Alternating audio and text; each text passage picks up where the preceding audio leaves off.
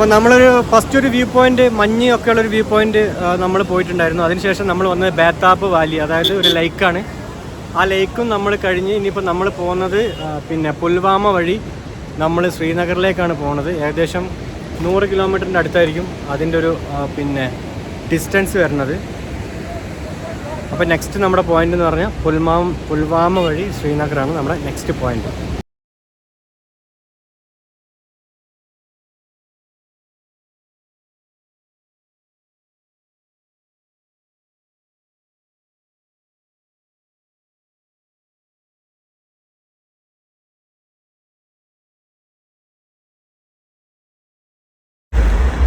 അപ്പോൾ നമ്മൾ ശ്രീനഗറിലേക്ക് പോണ വഴിക്ക് ഒരു ലഞ്ച് ബ്രേക്ക് എടുത്തിരിക്കുകയാണ്. ലഞ്ച് ബ്രേക്ക് എടുത്തത് അനന്ത്നാഗ് എന്ന് പറഞ്ഞൊരു ചെറിയൊരു സിറ്റിയിലാണ്. നമ്മളിന്ന് ലഞ്ചിന് നമ്മൾ ഉദ്ദേശിക്കുന്നത് KFCയിലാണ്. KFC ആണോ? അപ്പോൾ നമ്മളിതാ സംഭവം മീൽസ് വാങ്ങിയിട്ടുണ്ട്. ഇതാണ് ഇവിടുത്തെ ഓഫർ. അത്യാവശ്യം നാട്ടിലേക്കാളും കുറച്ച് പ്രൈസ് കുറവാണ് ഇവിടെ. ഇതെല്ലാം കൂടി ആയിട്ട് നമുക്കൊരു 600 രൂപയെ ചാർജ് ആയിട്ടുള്ളൂ. ഇതിൽ 8 പീസുണ്ട്, 6 പീസ് സ്ട്രിപ്സ് ഉണ്ട്, പിന്നെ ഉണ്ടോ 3 ഡ്രിങ്ക്സ് ഉണ്ട്, എല്ലാം കൂടി. എന്തായാലും KFCയെ ചിക്കന് മറികടന്നുകൊണ്ടിരിക്കുന്ന സമയത്ത് KFCക്കാർ ഇതാ പുതിയൊരു സോസ് ഇൻട്രൊഡ്യൂസ് ചെയ്യുന്നുണ്ട്. KFC signature sauce. അത്യാവശ്യം നല്ല അടിപൊളി സ്പൈസി സാധനം കേട്ടോ.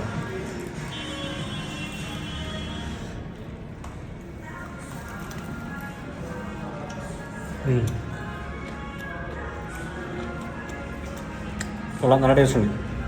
ആ സോസ് വെറൈറ്റിയാണ്.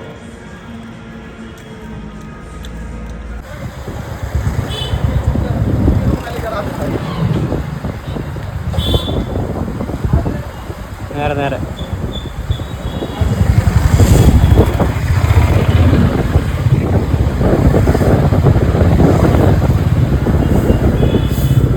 നമ്മളിപ്പോൾ കണ്ടുകൊണ്ടിരിക്കുന്നതാണ് ശ്രീനഗർ സിറ്റി.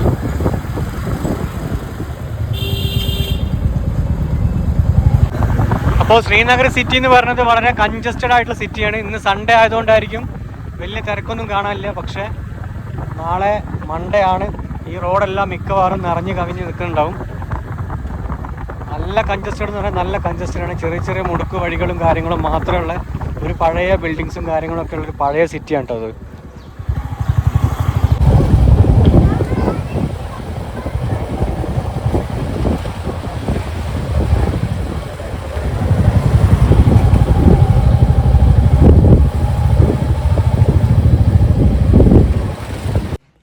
കാലായി വേണ്ട റൂം 2 ക്യൂൺ സൈസ് ബെഡൊക്കെ ഉള്ള ഒരു വലിയൊരു റൂമാണ്. ഹോം സ്റ്റേ ആണ് കിട്ടിയിട്ടുള്ളത്. അപ്പോൾ പറഞ്ഞാൽ വിശ്വസിക്കില്ല, വെറും 600 രൂപയെ ഈ റൂമിനുള്ള ഒരു ദിവസം. അപ്പോൾ നമ്മൾ 2 ദിവസത്തിന് എടുത്തിട്ടുണ്ട്. കാരണം വണ്ടി അടുത്ത സർവീസിനുള്ള സമയമായി. കാരണം ഇതിന് മുമ്പ് സർവീസിന് കൊടുത്തത് 5000 കിലോമീറ്ററിന് രാജ്കോട്ടിലായിരുന്നു. ഇപ്പോൾ ഏകദേശം 10000 കിലോമീറ്ററായി. അപ്പം ഇനി സർവീസിൻ്റെ സമയമായി. അപ്പോൾ നമ്മളത് ശ്രീനഗറിൽ വണ്ടി സർവീസിന് കൊടുക്കണം. അപ്പോൾ അതുകൊണ്ട് ഒരു ദിവസം എക്സ്ട്രാ എടുത്ത് ഇനി നമ്മൾ മറ്റന്നാളായിരിക്കും നമ്മളിവിടുന്ന് പോവുക. ഈ വീടിൻ്റെ ഓണേഴ്സ് തന്നെയാണ് ഇതിന് താഴെ താമസിക്കുന്നത്.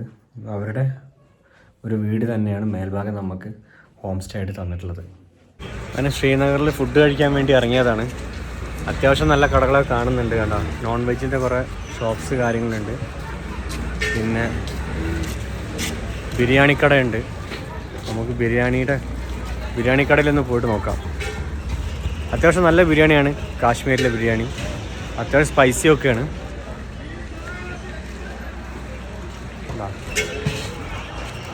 ഇതാണ് ടൗൺ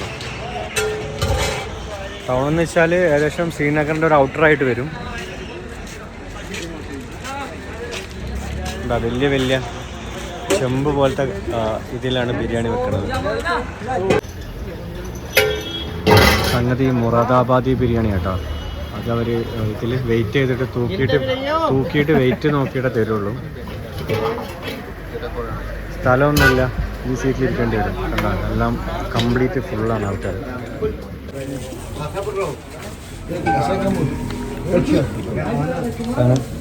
കൊള്ളാട്ടോ.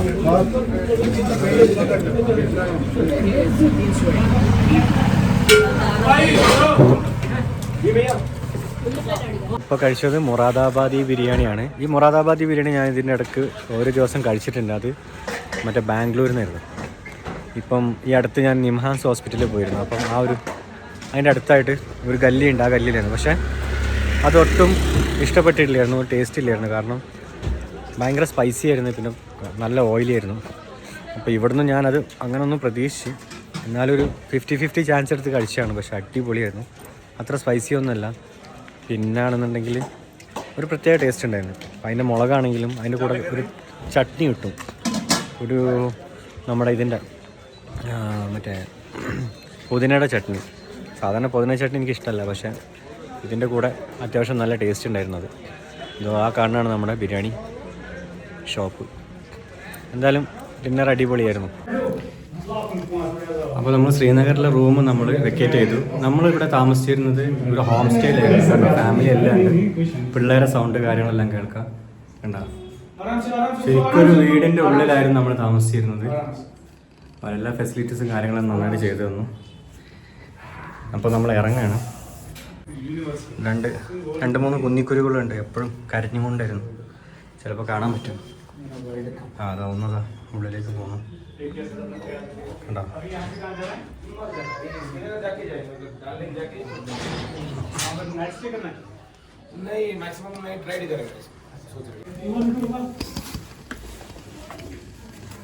നമ്മൾ നിന്നിരുന്നത് ഈ വീട്ടിലാണ് നമ്മൾ നിന്നിരുന്നത്. എനിക്കൊണ്ട് ഒരു 3 പിള്ളേരെങ്കിലും ഉണ്ട് കേട്ടോ അതിൻ്റെ ഉള്ളിൽ. ഇതാ നിൽക്കണ ഒരാൾ.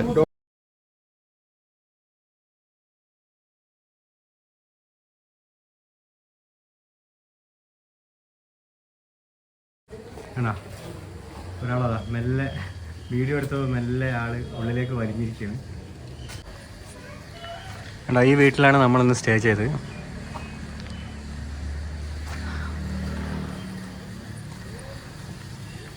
നമ്മൾ രാജാവ് വണ്ടീൻ്റെ അടുത്തേക്ക് പോയിരിക്കുകയാണ്. വണ്ടി അവിടെ ഉണ്ട്. നമ്മളെ ബാണ്ടക്കെട്ട് കാര്യങ്ങളൊക്കെ നമുക്കിനി കെട്ടണം.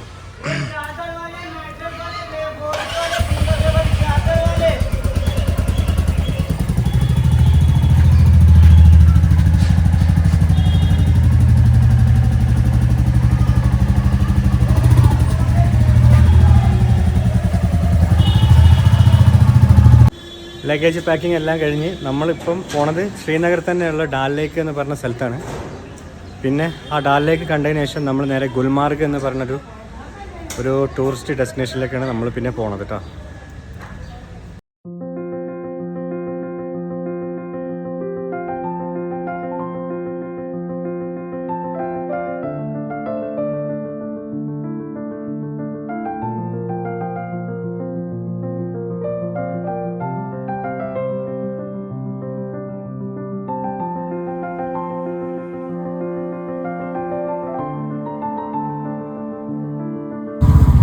അപ്പോൾ ഈ ശ്രീനഗർ എന്ന് പറയുന്നത് സിറ്റി ഇതേപോലെ കൺജസ്റ്റഡ് ആയിട്ട് നേരെ പോരട്ടോ, നേരെ ഇതേപോലെ അത്യാവശ്യം കൺജസ്റ്റഡ് ആയിട്ട് പഴയ ബിൽഡിങ്ങും കാര്യങ്ങളൊക്കെ ഉള്ള ഒരു സിറ്റിയാണ്.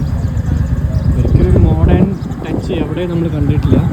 എല്ലാം പഴയ ആ ഒരു നമ്മുടെ നാട്ടിൽ അങ്ങാടികൾ എന്നൊക്കെ പറയുന്ന പോലെ ആ ഒരു പഴയ സംഭവങ്ങളാണ് ഇപ്പോഴും ഇവിടെ ഉള്ളത് കേട്ടോ.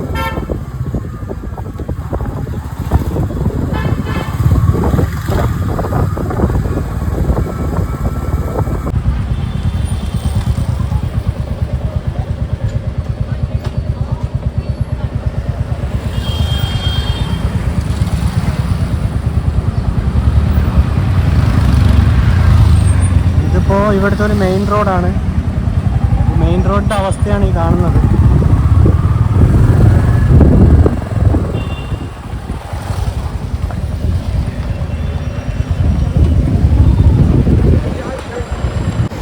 അത് നമ്മൾ 7-8 കിലോമീറ്ററോളം നമ്മൾ ഡിസ്റ്റൻസ് ബിരിയാണി കിട്ടും. ഇത് മറ്റേതാണ്. 8-7 കിലോമീറ്ററോളം ഇതാണ് ഞാൻ അന്ന് നേരത്തെ മിന്നാന്ന് കഴിച്ച ബിരിയാണി. സംഭവം ഡിഫറെൻറ്റ് ടേസ്റ്റാണ്. വേണമെങ്കിൽ ടേസ്റ്റ് ചെയ്തോ. കണ്ടോളൂ. അങ്ങനെ നമ്മൾ ഡാൽ ലേക്ക് എന്ന് പറഞ്ഞ സ്ഥലത്ത് നമ്മൾ എത്തിയിരിക്കുകയാണ്. കണ്ടോ?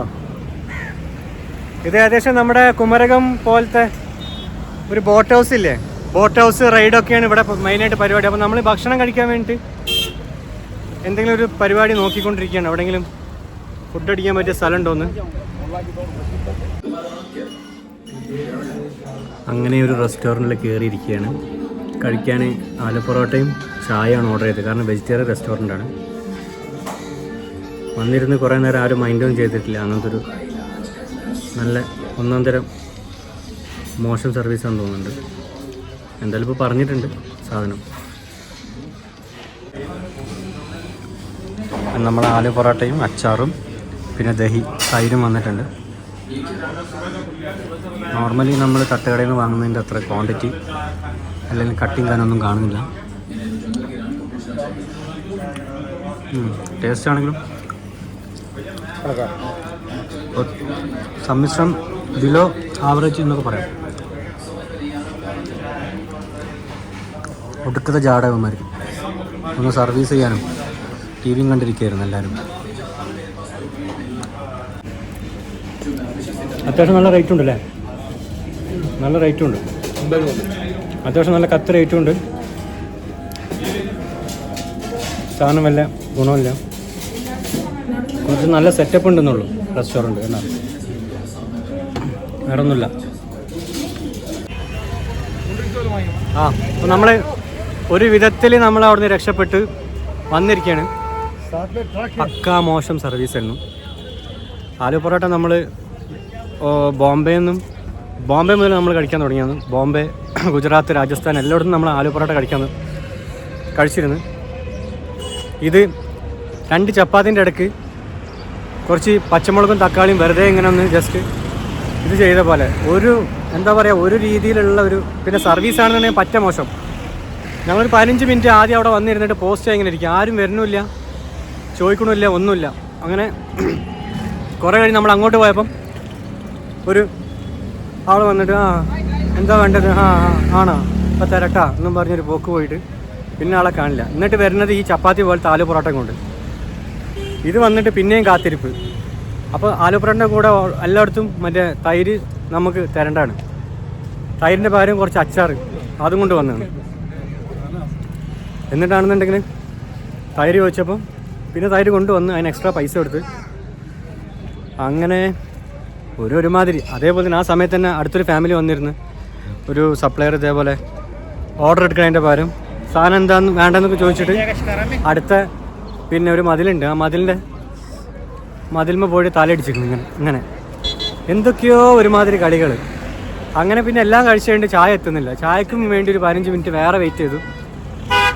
ഒരു വിധത്തിലിപ്പം അവിടുന്ന് ചാടി. ഒട്ടും സാറ്റിസ്ഫൈഡ് അല്ല, വയറൊന്നും നിറഞ്ഞില്ല, വളരെ മോശം. നമ്മൾ ശ്രീനഗർ അല്ലെങ്കിൽ കാശ്മീർ റിലേറ്റഡ് ആയിട്ട് എന്ത് സിനിമ ആണെന്നുണ്ടെങ്കിലും അല്ലെങ്കിൽ പാട്ടാണെങ്കിലും മലയാളത്തിലും ഹിന്ദിയിലും ഒക്കെ നമ്മൾ ഒരുപാട് സോങ്സ് നമ്മൾ കണ്ടിട്ടുണ്ട്. ഈ കണ്ടോ ഈ ഹൗസ് ബോട്ട് പോലത്തെ ഇതിലിരുന്നിട്ടുള്ള ഒരുപാട് പാട്ടുകൾ നമ്മൾ കണ്ടിട്ടുണ്ട്. അതേപോലെ നമ്മുടെ മോഹൻലാലിൻ്റെ ഒരു പടം ഉണ്ടല്ലോ, മറ്റേ മിലിറ്ററി സംഭവമൊക്കെ ഉള്ളത്, ഉദാസെ ജന്നത്ത് എന്ന് പറഞ്ഞിട്ടൊരു പാട്ടുണ്ടല്ലോ, ഉദാസെ ജന്നത്ത് മേരെ എന്തോ പറഞ്ഞിട്ട്.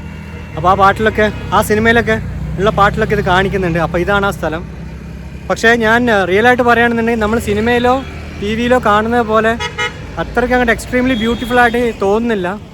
പിന്നെ ഇതിപ്പോൾ ഉച്ചയാണ്, ഇന്ന് അത്യാവശ്യം ചൂടൊക്കെ ഉണ്ട്. അപ്പോൾ അതുകൊണ്ടായിരിക്കും ഇവിടെ വൈകുന്നേരങ്ങളിലും അതേപോലെ രാവിലെകളിലുമാണ് രാവിലെ ആകുമ്പോൾ അത്യാവശ്യം മഞ്ഞ് പോലത്തെ സംഭവങ്ങളൊക്കെ ഉണ്ടാകും. വൈകുന്നേരം ആണെന്നുണ്ടെങ്കിലും സൺസെറ്റോ അല്ലെങ്കിൽ ആ ഒരു റെഡിഷ് ആയിട്ടുള്ള ഒരു അറ്റ്മോസ്ഫിയർ വരുമ്പോഴായിരിക്കും ഇത് ചിലപ്പോൾ അത്യാവശ്യം നന്നായിട്ട് കാണുന്നുണ്ടാവുക. അപ്പം ഇപ്പം എന്തായാലും അത്ര ഒരു സംഭവമായിട്ട് തോന്നുന്നില്ല. പിന്നെ നമ്മളിതേപോലെ ബോട്ടിലൊക്കെ ഇരുന്നിട്ട് ഇങ്ങനെ പോകുമ്പോഴും പിന്നെ ഉണ്ടോ ബോട്ടിലൊക്കെ പിന്നെ ഇതിൻ്റെ ഫ്രണ്ടിലൊക്കെ കണ്ടോ ഒരു ചെടി, മറ്റേ എന്താ പറയുക, നമ്മുടെ പൂവൊക്കെ ഉണ്ട് അലങ്കരിക്കാൻ വേണ്ടിയിട്ടൊക്കെ. അപ്പം അങ്ങനെയൊക്കെ ആകുമ്പോൾ ഇത് അടിപൊളിയായിരിക്കും.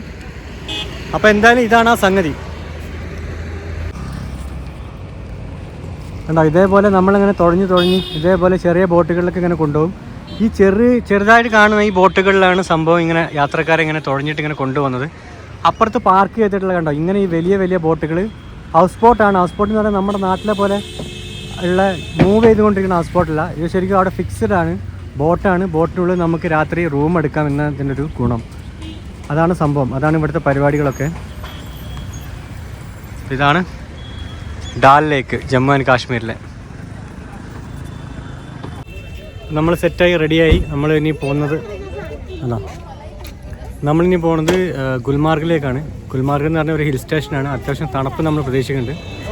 ശ്രീനഗറിൽ ഇപ്പോൾ നിലവിൽ തണുപ്പ് ഷോക്കാണ്, 23-24 കാണിക്കുന്നത്. അത്യാവശ്യം ചൂടുണ്ട്.